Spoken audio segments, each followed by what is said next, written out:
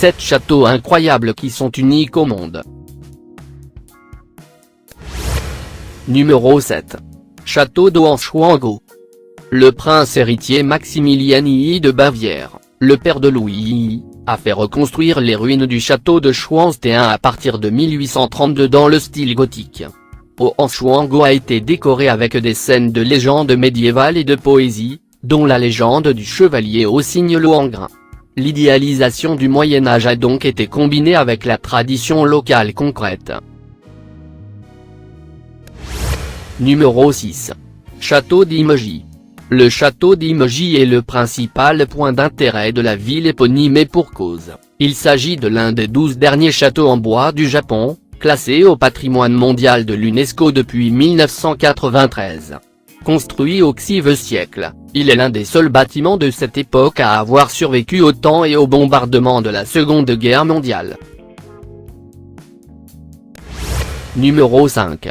Château Howard est une grande résidence baroque située dans le Yorkshire, en Angleterre, à 40 km d'York.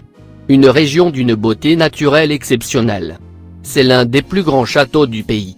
Ce magnifique exemple de l'architecture du XVIIIe siècle a été le foyer de la famille Howard pendant plus de 300 ans. Le domaine dispose de plus de 200 bâtiments et monuments classés sur ces terres. Numéro 4. Château de Liechtenstein. Le château fut construit dans le nouveau style gothique vers 1840-1842. Le domaine du château comprend le bâtiment Géraud, la chapelle, le grand jardin et la cour romantique. Seule une visite guidée dans le château donne accès aux luxuriantes pièces rénovées dans le style romantique tardif. En effet, il est construit et décoré dans un style romantique, en hommage à la période du Moyen-Âge. Numéro 3. Château de Coca. Le château de Coca est gothico-mudéjar. Il exhibe avec quelle perfection les deux arts ont fusionné afin de donner naissance à un chef-d'œuvre de forteresse et de beauté, à Coca, dans la province de Ségovie. Le mudéjar, c'est une forme d'art arabe très présente dans le sud de l'Espagne, qui utilise et maîtrise parfaitement l'art de la céramique, des arcs outrepassés et des arabesques. Numéro 2. Château de Mont-Saint-Michel. L'architecture du Mont-Saint-Michel et sa baie en font le site touristique le plus fréquenté de Normandie. L'histoire du Mont-Saint-Michel est alors marquée par sa destinée chrétienne.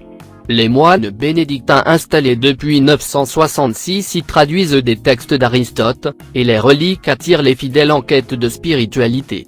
Et le troisième site touristique culturel le plus fréquenté de France après la Tour Eiffel et le château de Versailles. Numéro 1. Château de Neuschwanstein. Le château de Neuschwanstein est construit en grande partie dans le style roman tardif du début du XIe siècle. On le remarque dans la construction du bâtiment dans son ensemble aussi bien que dans son ornementation. À ce titre, le château est un exemple d'architecture éclectique de l'époque romantique. C'est aussi l'exemple typique d'historicisme en architecture. Des éléments néo-gothiques et néo-byzantins sont également présents.